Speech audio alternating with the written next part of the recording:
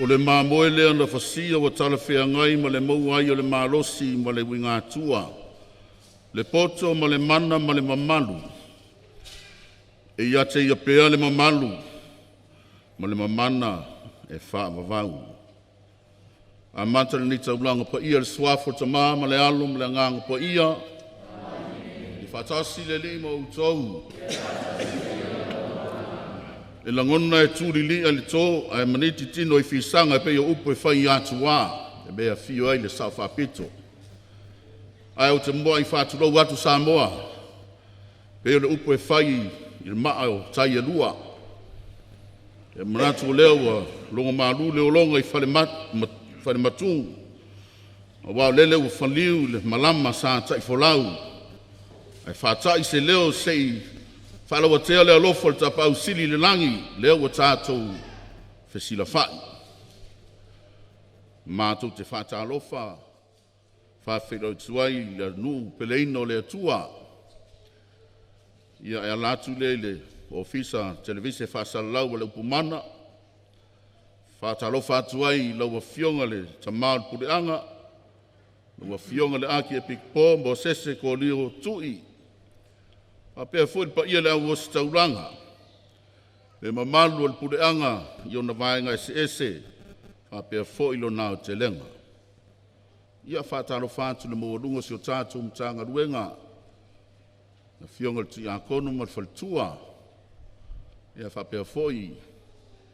Vane le apurisia o tō whanga. Whalefu le whātau tōlio le fionga le Taitai fono si o tātou. Ai ngā lotu. Whātaro whātu mtawhale taitasi o tātou e kalesia i tupu mae whailaunga whale tua mtausi sa o amu tamaitai. Le malosi o le kalesia i non tupulanga. Ia whapea fōi le whanau. Ia e le whaangaruino fōi le whafonga mai mua mai Samoa. Iou Sama whainga o le a le o iai se whaamatalanga. Wā po leo iai o pa ia mamamanu e tū mau e wha mawau. Yo pa ia wha le atunu. Ai maisi o pa ia wha le atua, lau whaingarenga tutofia le atua e so se whata whaitaulanga. Wha pia fo yo pa ia wha le malo. Ia on wha pere o se leo o leo auna. Nui o le atua, ia o maia tātou momori le nei tauranga pa ia.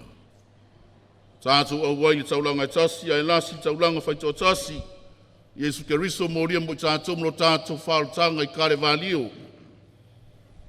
Le nei asa, whapitoa le kare sia wao. Patipatingo Iesu le Tupu o le atu laulau.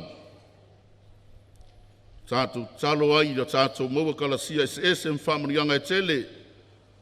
Mai le tofi tau tupu o lo tātou walii. Ia me se ai o lona alofa tū noa mo i tātou i aso taitasi o lewa tātou ai nei o langa. Me le nu o le atua tātou mua i whātou ese i le atua o no tātou wanga sala. Pa mangalo sau tātou waiwainga wharetangata ina ia ngai tātou le patipatingo nei misteri o pa ia.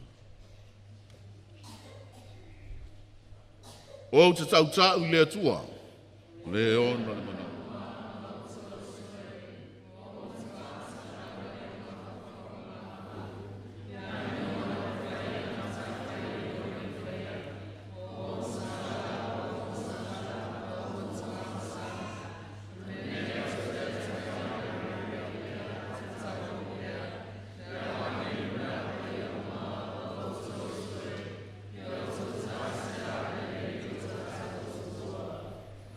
Ia alofa mai a te tātou le atua le ona le mana uma. Wha mangalo mai a tātou anga sala. Tai tātou i le ona e wha vavau.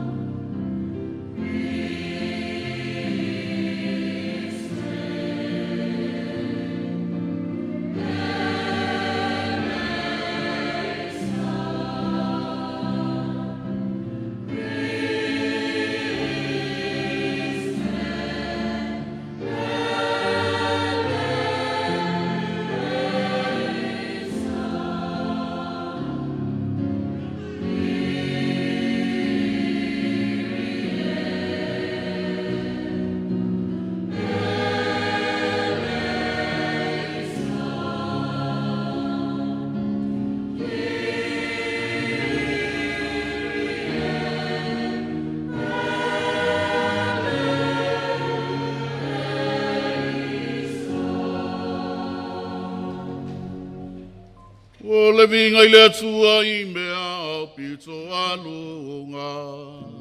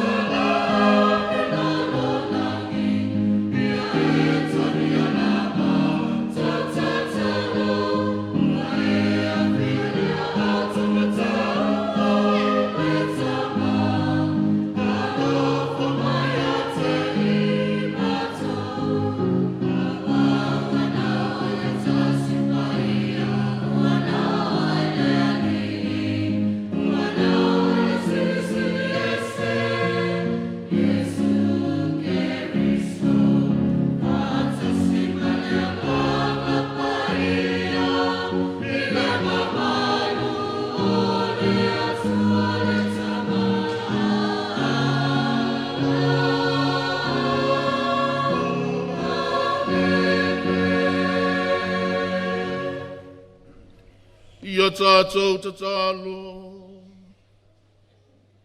Ina ia whailo atu e tangata uma o Iesu o le alii o le tupu. Le atua mamana e maleanga alofa. Ua wha male peina le malosi o le leanga. Ma ua e whafo ina mea umai lo walo Iesu Keriso. Le tupu o le atu lau lau. O mea umai le langi ma le lalo langi. Ia vivi atu ilo mamalu. Ma aua nei motu sia lara tau vi inga. Ola mātou o lenga le nei ratu lo mātou wari Iesu Keriso lo walo. Ua soifua ia mapure whata si ma oe. Male anganga paia. O le atua e tōta si mo le whawavau lava.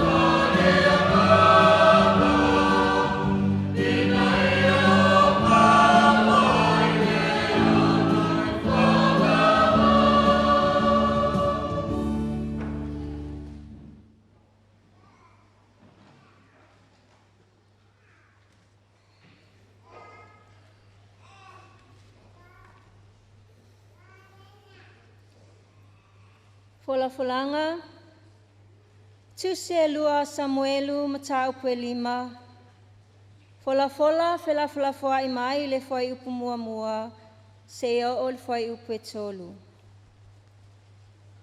O le matua, ua lātou whau ia tāwita, e whai matupu ia Israelu. Lua Samuelu Matagaluega 5, tātou folafola felafolafoa I mai le foi upu muamua, se o le foi upu e tolu.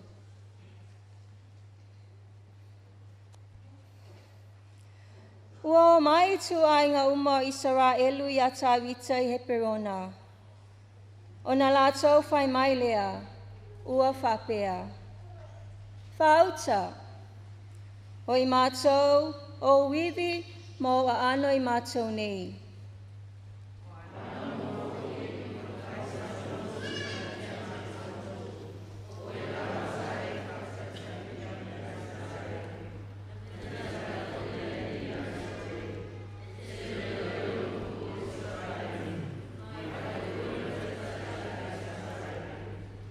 Whauau folfolanga, ona o mai leo toia ina umo Israelu le tupu Heperona, o si le whiangainga I lātou matupu tāwita I Heperona, I luma o le alii, ma lātou whau ia tāwita I whai matupu ia Israelu. O le upu a le alii.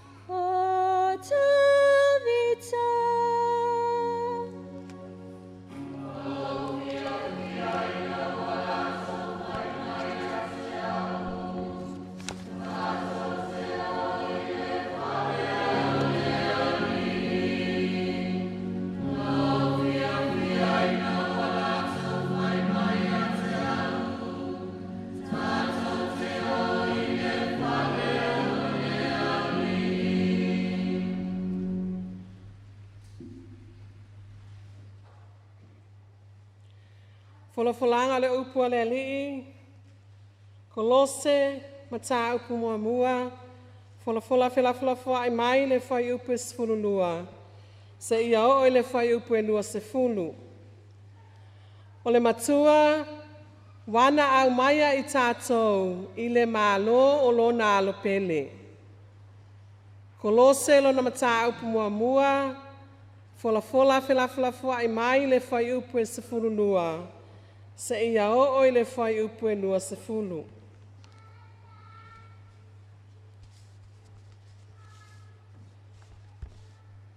O loo whaafetai atu i le tamā, wana saunia i tātou, ina ia te tau o na tofusia i tātou i le tofi, o le au paia o i le malamalama.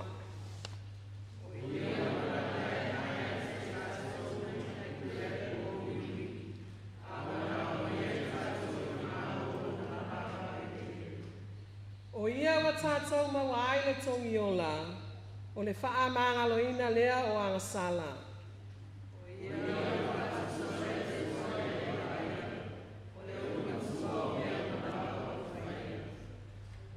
A wā na whaia e ia o mea umalawa, o mea i le langi ma mea i le lalolangi, o mea o waaia ma mea e le o waaia, o nofo alii, ma alii sili, ma whai pule, na whaia e ia mea umalawa, na whaia fo'i mo ia.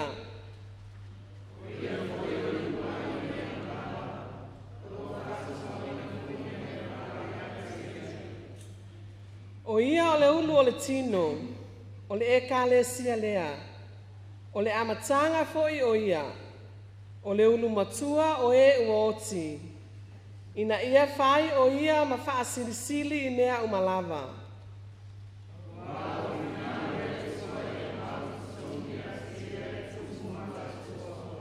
Whaawau, ina ia whaaleleia e ia o mea umalawa ma ia, ina ia lelei le toto lona sa tauro, o mea i le lalolangi, a toa ma mea o i le langi. O le upu a le alii.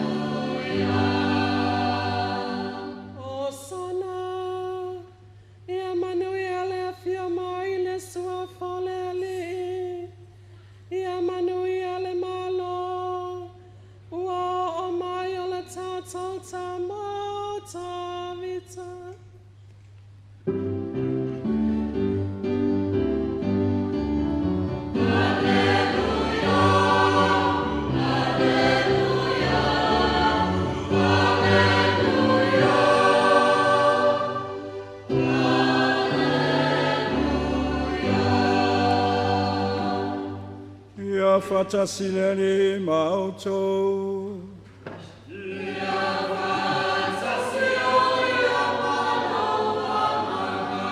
Ole folanga mai le mule pe aluka.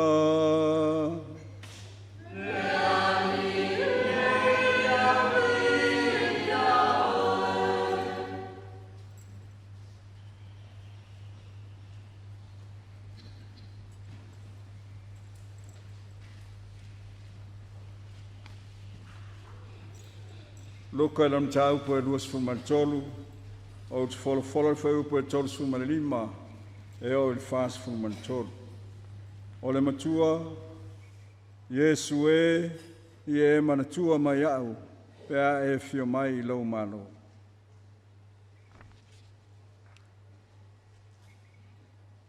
Ua tu mai le nuu, ma mata mai. O le au fai pule foi wa tauemu mai a te ia wa whapea mai. Na whaala ina e ia nisi tangata, i nā whaala ia o ia i a te ia. Pea whai o ia o le keriso, o le atua, o le wa filifilia. O tauemu mai fo i a te ia tangata tau, o ane i a te ia ma watu i aile mineka, o whape atu, A whai o oe o le tupu o tangata iuteia. Ina whaola ia oe ia te oe. Sa iai foi le upu na tusia i ona lunga. O le tupu le nei o tangata iuteia. O le tasi foi o e na pangotita. Ua whātautauina ua upu leanga o ia te ia. Ua whapea mai. A whai o oe o le keriso. Ina whaola ia oe ia te oe. A toa mai maua nei. A ua tali atu le tasi.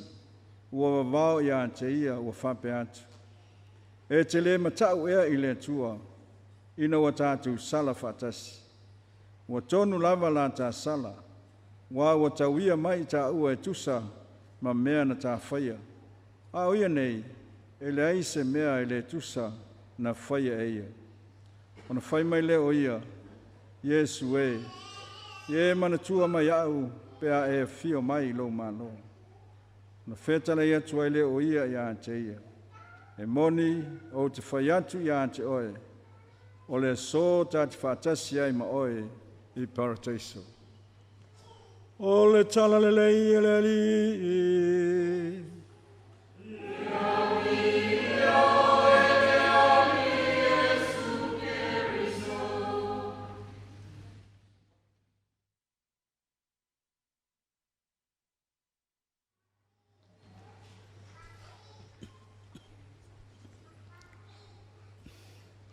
A umi le launga le tae ao nei wa sala umi. Ai sea ono Iesu le Tupu. O le asa whapitore nei wa patipatia i le kālesia o au. O tātou wali o Iesu Keriso o le tupu o le atu laulau. O le nei sauninga paia o Keriso le tupu. Sa whawaina mua e pope leo le sifurutolu ia iuni le tausanga e tasivalu i vaiva. Peja iane. O lea wasuia e pope pio le sifurutasi le tausanga tasiiva lua lima.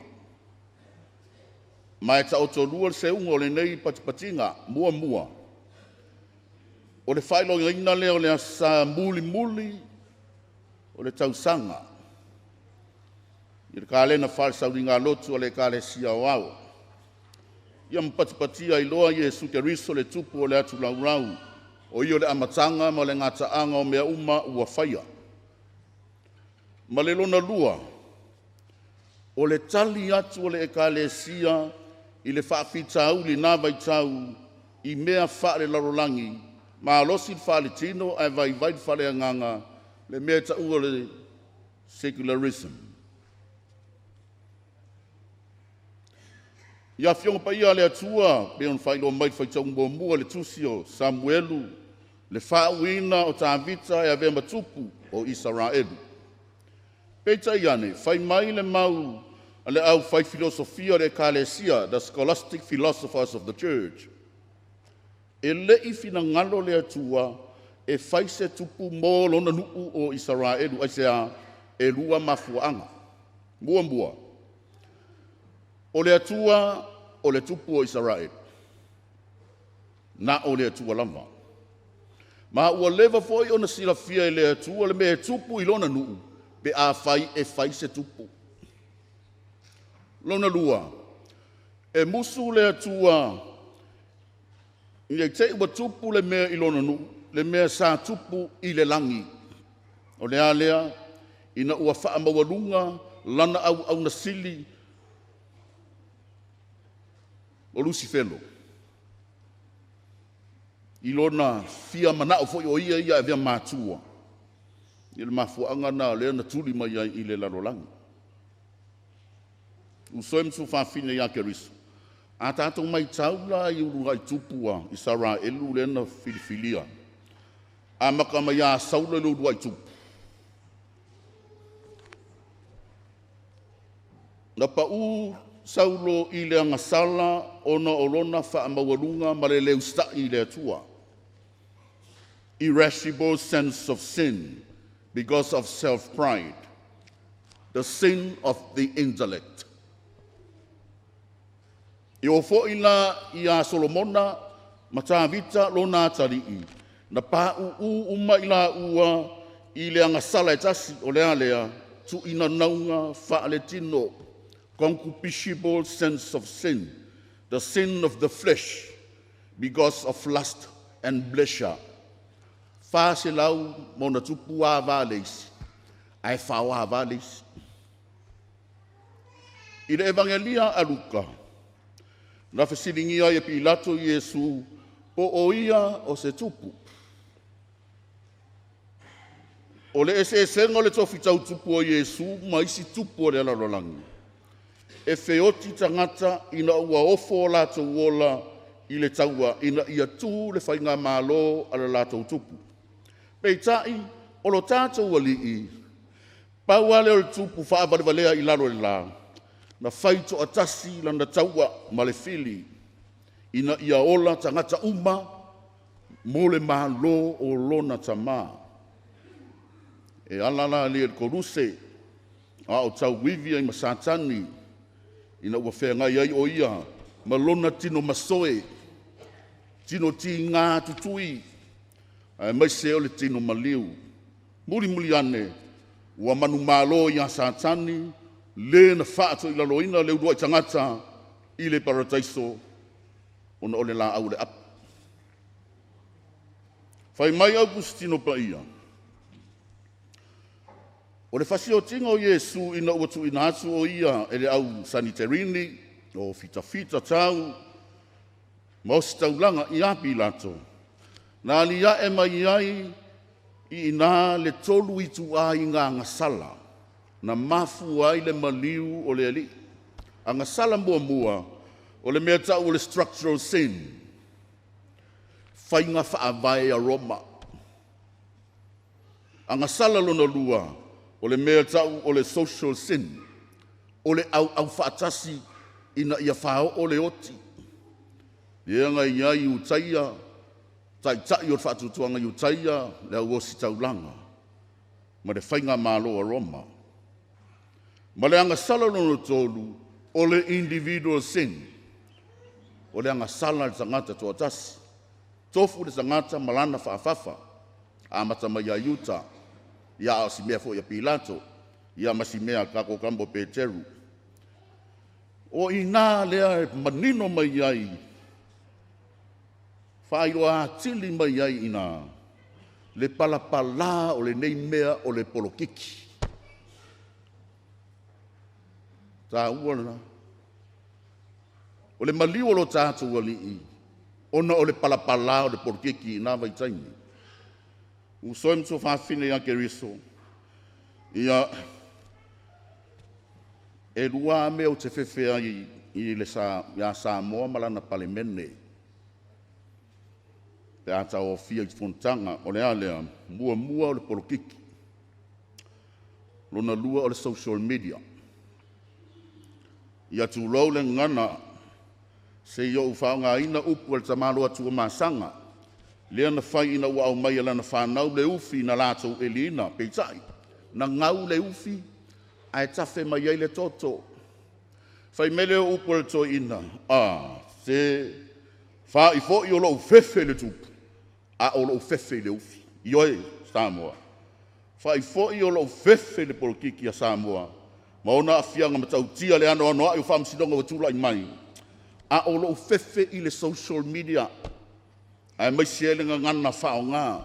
It's full of gossiping, bad-mouthing, forming up wrong opinions about others. O le ngutu leanga, o le tau whai, ma le whawhawina o manatu se e winga i le uso tangata. O le mea moni, o le iloa, le amba fata na ola mai ai Samoa. Ia, whai mai le whautuanga le taitai whono le mato e kale Siatualu, whatau toria ngase le tino. O le poro kiki le lei awa. O le whaatino ina lea le vahenga whaupu whai o alatu anavatau, na whaala wiloa, ma wha sila i le taimi o pālota, pe a whai a e tū la i mai, whai ngā mālo. Mana ia, sa ore lei. Weita i usoim so whawhine ia ke riso, o le polokiki parapala la rina o le e whautua mai ali ta mapa ia o pope pio le sfurtasi. Ia alo ese mai ai le e kalesia, ile ngata le secularism, mea wha le larolangi, whātua tua na i ai mea wha le anganga. Ai mai se ai, o pili polokiki fo ia whainga malo, le malo si o sauanga i tangata, le ana tupu i Mexico. Ai mai se ai fo i le na system le na tupu i Siamani, le pūlenga wha i tila lea e ono miliona tangata i utaia na feoti ai. O le mea moni lava ia, e makua i ili kaka lava le tamapa ia, i le wha komunisi, e le wha tua i le atua. Ma o nei tua i ngā porkiki, ma tari torunga o whainga malo, e matua whete e nai, ma le wha tuanga le ka le siawao. Ma o le wala aupa ia foila le nā pope pio, ia wha lata le ka le siawao, i se whainga malo, o loo wha tali mo le fio mai, o ke riso le tupu. Ke taunu unga o mea uma, ma le wha masinonga tonu o le tangata e pei o na mori mauina le whaitaunga le na lua. Nua le tua, whai mai ao o ngare ka le sia, ma le tusi fo ia Peteru.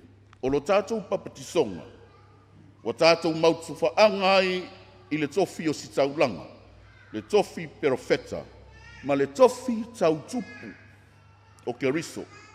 Ma ua whiriwhiria ai fo i nā tātou e avea mau si taulanga, perofeta ma tupu.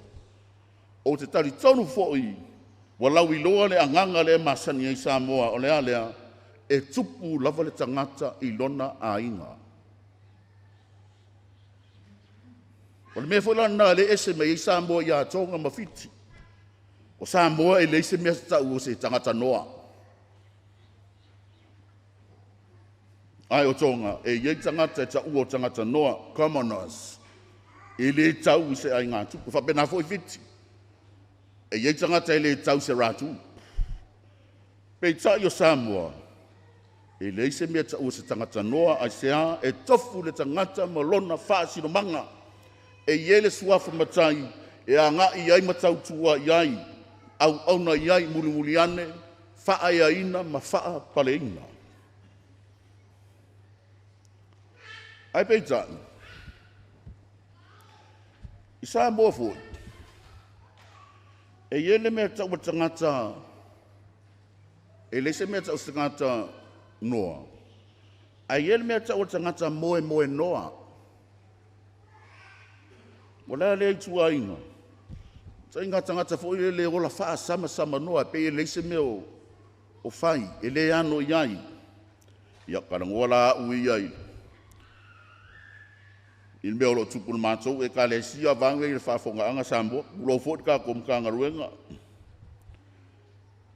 E ieli tua inga tangata le iai tātou e ka le sia. Tangata fo le na saua ile lotu. Ai le se te utusi e lafo i le taulang pa i o le misa. Ia tau ia ina o whaamanatu atu lo tātou wala au. Tātou lau whaatua tua lo tātou tofi tau tupu. E on whaatau ina neia sa. Taimi lo tātou papisonga. Walau ina i tātou. Ina ia whaatino o tātou a mionga whaatupu. O lea mea lea lau sunga le tupu. Lafo sau ke ukusi taulang pa i o le misa. Nu whātua tuai o lea tua, sa mōro whāwhonga mai. Whai mai leo ngani o le pango tā sai tūta matau o lea li ie. Ai a fia i lo mālo ia e manatua mai au. O upu whaalatina. Domine, memento, megum, veneris in regnum tuum. Tali le li whapea mai i le pango tā. O le aso nei, tā te whātasi ma oe, ile parataiso. I oe, o ile tātou te iloa ile mā e le ngā o le alofa o Iesu le pangotā. Ona o lana mi o tonu. Ai wa alofangia i fo i malesi uso o pangotā. I seisi la wha upunga. Ua tau whai mali liu uma i la ua whaatasi malea li i se tūlanga tutusa malo tātou wali. O Iesu lava i o le tupu ke on tātou mori mawina le nei aso. O le tupu na valo ia wa fio mai whātau nuinga le fuafuanga le whaotanga le laulangi mo tangata uma. E le ngata i lau whātua ia te ia. Ia ai mese fo le tangata hanga sala. Ia malo tātou pureanga au tātou wanga atu e whawhiloa i le vaitau le ate vetu. O le vaitaimi fo i tātou te tāpena pena ai le liu tino tangata o le atua e ala mailo nalo Iesu Keriso. O le fesili. O le ale tua i ngā tāpenanga. E tātou te manatua le leie. E tutusa le vaitau o le whangafulu ma le ate vetu ona o le lanu viole. E tutusa i le lanu whaongaina. Peita iane e ese i anavatau. O le whangafulu lava i o le whaidongo le anapongi ma le aro ese mai mea whaafiafia le so ona ai ma le inu. Concupiscible sense of sin. The sins of the flesh through lust and bodily pleasures. Ai o le ate vetu. O le whailonga le loto maualalo, i le alo ese mai le meo le wha maualunga, loto leanga, ma le loto ita, irascible sense of sin through pride, jealousy, and anger.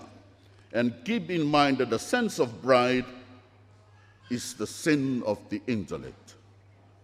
O le langona o le wha maualunga, o le angasala o le mawhauwhau ata mai, ina ua le ai se whau tauta. Ia o leo le afio mai le atua ala mailo na liu tino tangata ilo nalu Iesu Keriso. Lea fo ilai o tātou no fauta iei na ni toe tupu le mea sa tupu no ngā mua le wha mawalunga. Ai a tātou tuatu o tātou tangata ile nei vai tau o le ate vetu ia o le taimi o le fia. E le o le whangafuru e whaasala e mea le ai. A o le taimi o fia o mafutanga. E tu whaatasi ai a inga. O whai ngā pāki. Ma tu a furi e whaita whao. Furi e ai, furi li e imu. Ai se a fia. O soifua mai le mesia. Ai a tautua nā mā tātou. O tātou vale lei ma lausu tangata.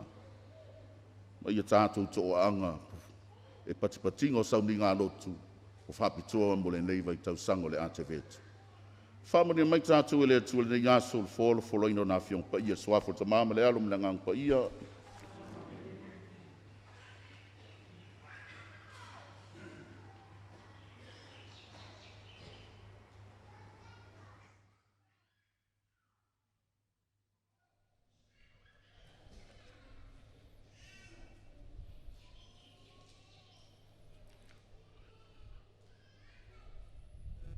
Mai ana whalongolongo le nuo le atua i le.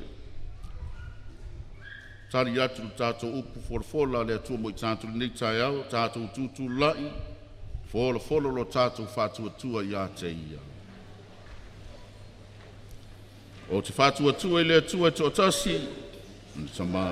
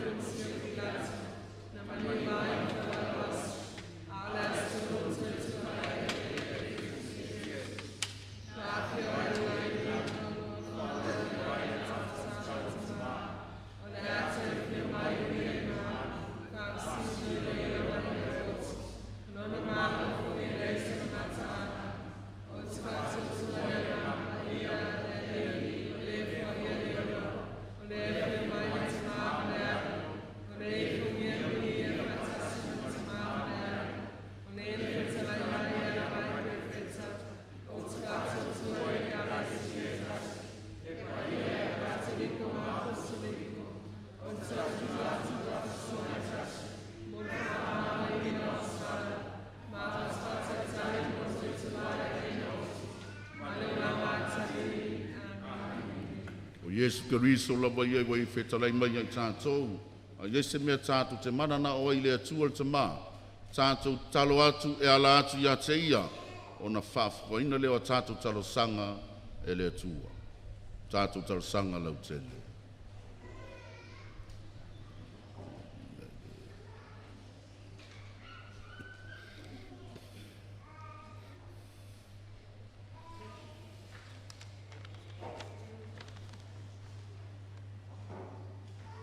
Tātou talo mo le whāo le kalesia kātoriko le laulangi atoa. Le Afioga pope leo se pulpa.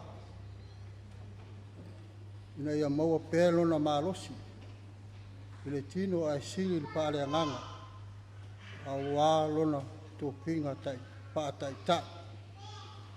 O le tātou o le ngalea i le ri. Tātou talo mo e pikupo uma o le lalolangi. E mese le tamao le tātou puleanga i Samoa nei. Ia Afioga le e pikupo mo sese. Tātou o le ngalea i le ri. Tātou talo o le wesenga o si taulanga. E au nofu woto, ali pelela matamai taisa o le tātou puleanga. O le tātou o lenga lea i le ri. Tātou talo fo i mo le singa Tiakono, Sosoani, mo lātou whaltua, o le tātou pureanga. O le tātou o lenga lea i le ri. Tātou talo mo le aonga te losia i moa. No whanga lopa whailele mai ai lātou uofo ina atu lo lātou soifua i le ri. O le tātou o lenga lea i le ri. Tātou talo mo Matagaluega e fia o le tātou puleanga. Ina ia moa pēr le nganga o le ngalo rue ma le malosi. Mo le alii ma lona pina ngalo. O le tātou o lenga lea i le ri. Tātou talo mo Samoa ma lona siosio manga. Ia lofa mai le ri. Tape sea mala, o fōfō mai. Ai maise whaamai ua lama ti ai Samoa, o le tātou o lenga lea i le ri. Tātou tāsia, le nganga le tō whaamatila tu ese lo le sio. Ia moa son no whanga i le langi, i le ola e whaavau. Whaamahwana pana le nganga o le ri. I le ainga ngā lua, ia e mese le tātou Matagaluega o le tātou o lenga le i le ri. Tātou tālisia le sau o le ola. Pea na mana waina e nana au auna le tai au. Ia whai le mo oso o le tātou Matagaluega, ia e mese le tātou puleanga atoa, tātou o lenga le i le ri. Ono Iesu Keriso lo tātou o ringi. Amen.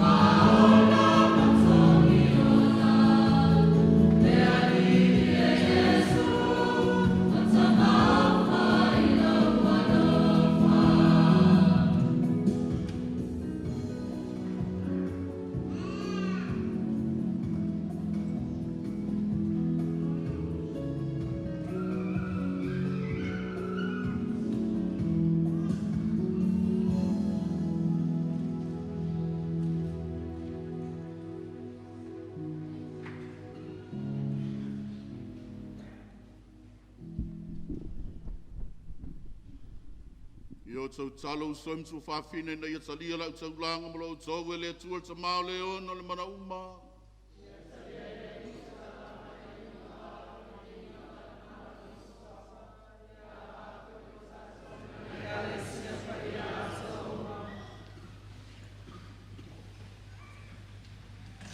Le ali ie wa mātou mori ati ate o le tau langa lea.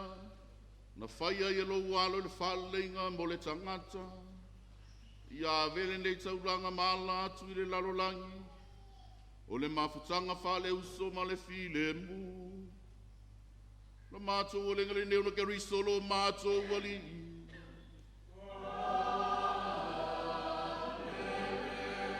Ia whatasi le li ma outou.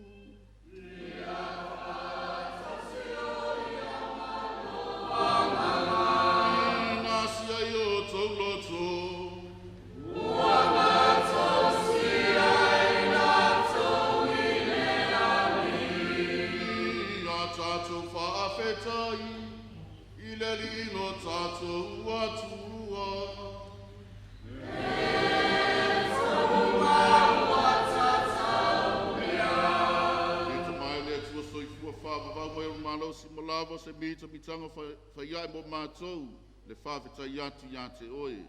Na e whauina Iesu Keriso lo walo e toa tasi, ai le suau o le fia.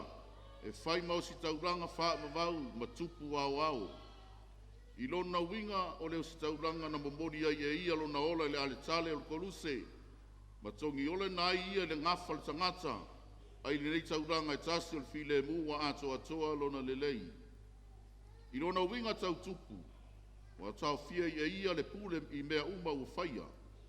Ina ia momori atua ia te oelo na ta mama mana, se malo au ma le whaavavau, o se malo le upumoni ma le ola, o se malo le paia ma le tamau ainga, o se malo o le amiotonu le alofa ma le file mu.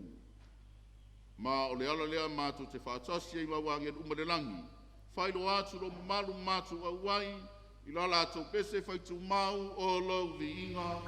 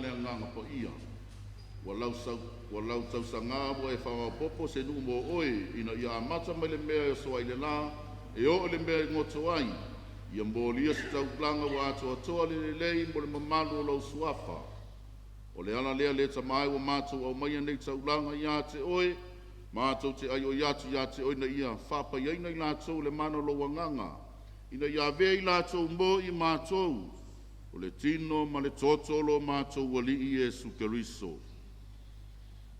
I le pōna whālata I nai o ia, na tango I le areto ma vatu ia te o le whawtai ma le vi inga. Tofi e ia le areto ma tuatu I o na so om whape atu. Whetā ngofi ai o tau uma ma ai, o lo utino le nei fo I na atu mo o tau.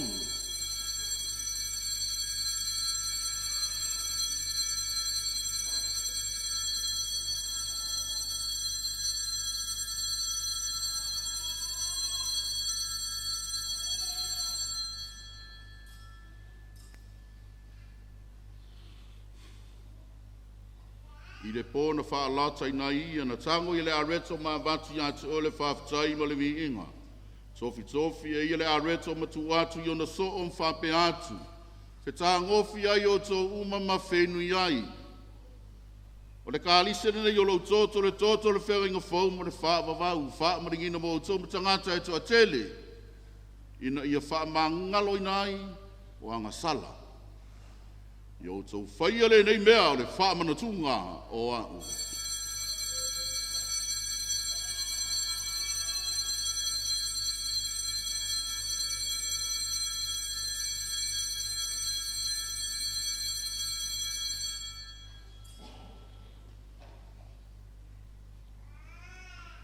Misterio al fatua tua.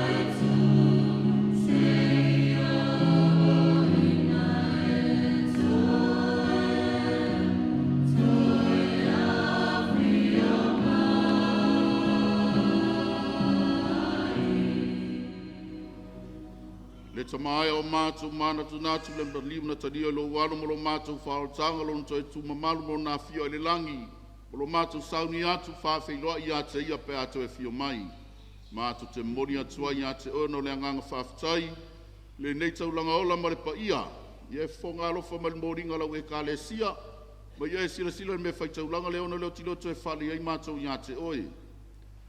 Fuai mai ai mātou o talisua i lona tino moron toto, ina ia whātubuina i mātou ai lona anganga pa ia, ma ia ave ai mātou o le tino male anganga e tasi a keriso. Ia whaia ia i mātou se taulanga tu mau i ate oe, ma ia whaingo fia i ona mātou mau o le manuia o lau au pa ia le langi, whātasi maria tina tau pau o le atua, i o sefo pa ia la natale. Lau apostolo, lau morimau, lau pa ia uma, o Faranisisi Savelio lo mātou surufanga. Lato uma, mātou whalong lango iai le fsoswa ni mai o lato talosanga whaitu mau le ali ie. Ia vele nei taulanga ola o whai aila mātou whale lenga ma oe.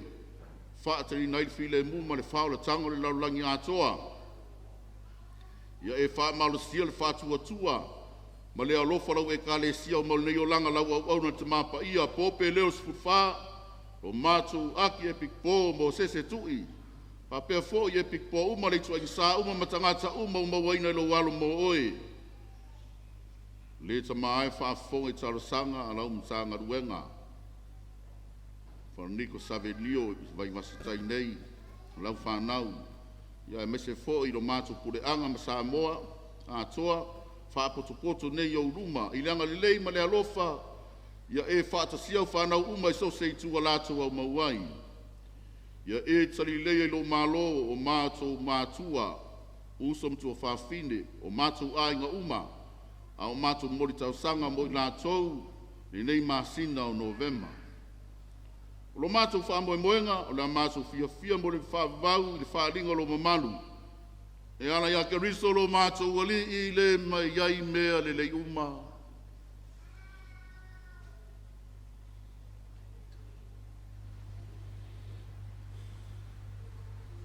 Ono ia whatasi mai ana ia te ia, le atua e le te mamamana, le whatasinga ma le anganga pa ia, o le vinga ma le manu ato lau afio, i le whavavau lava.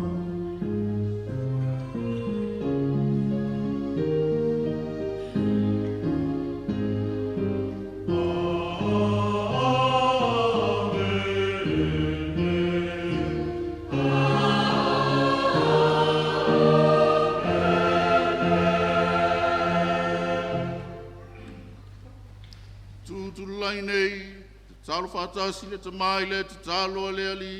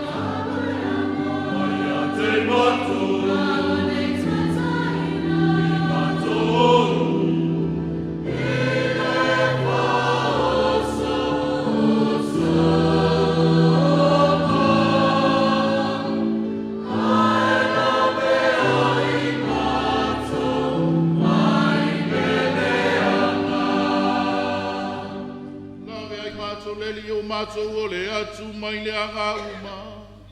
Alo whangia fwoi mai file mui o mātou aso. Mai le fsoa soani mai o lau whamuti buti vale. E sauro tutu mawai mātou mai le anga sala. Mamalu ai mai atu ngālu ngā uma. A o mātou whātaritali ma le wha moe moe manu ia. Ma le afio mai o lo mātou whaola. Iesu ke riso.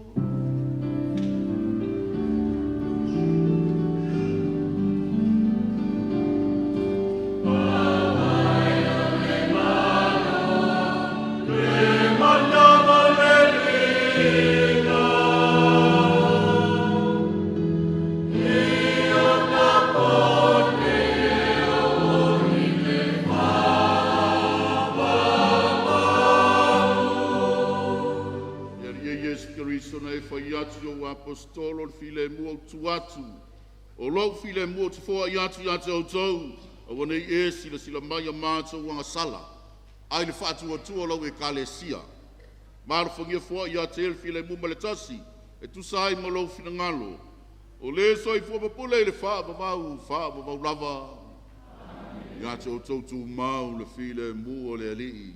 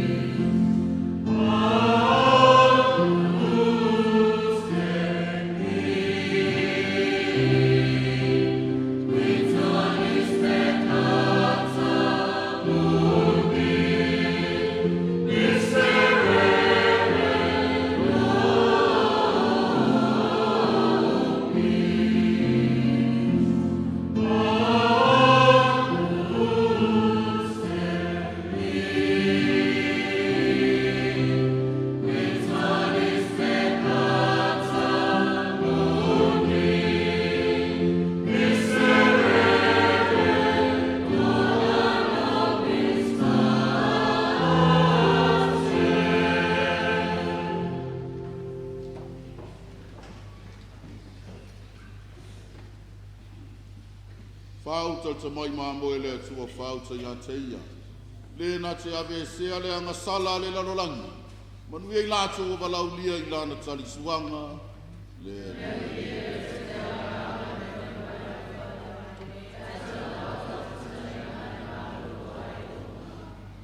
Ia vea le tino mo le tōtu karisa mo tātou walatu le ola e whāwawau.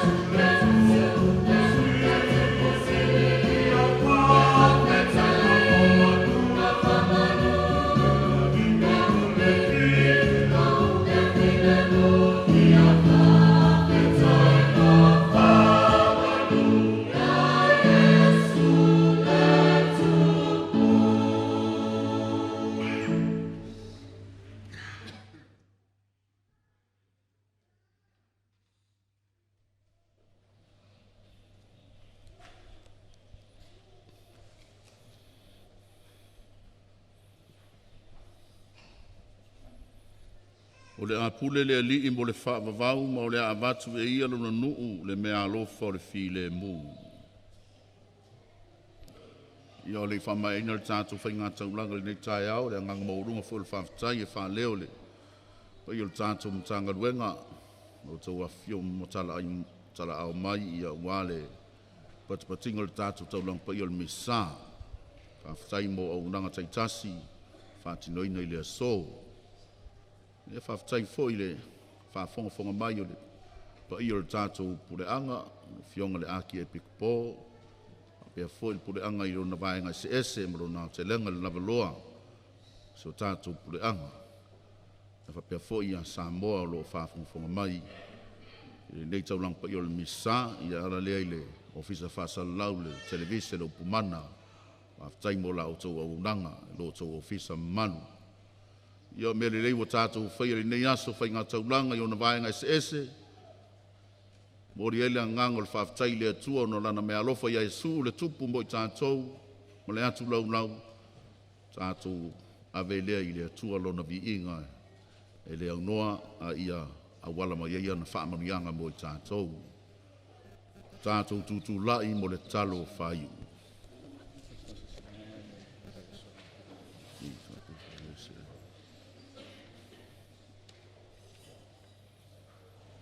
Whasilanga mo le tātou Matagaluega isi taimi o na whongai nātu lea. Ia tātou tatalo.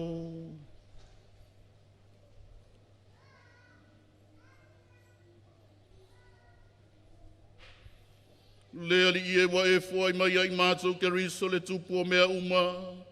Wanga o sia le nei lalo langi. O se mea ai mo le o lae wha vavau. Fesoa soani maina ia mātou o lai lana tala le lei. Ma ia mātou o atua le fia o lona malo. Le o lo soifua ia mapule mo le whavavau lava.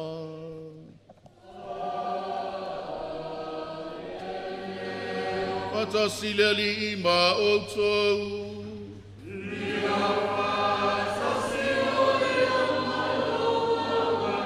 Whaamane mai ate tātou le tua le ona le mana uma.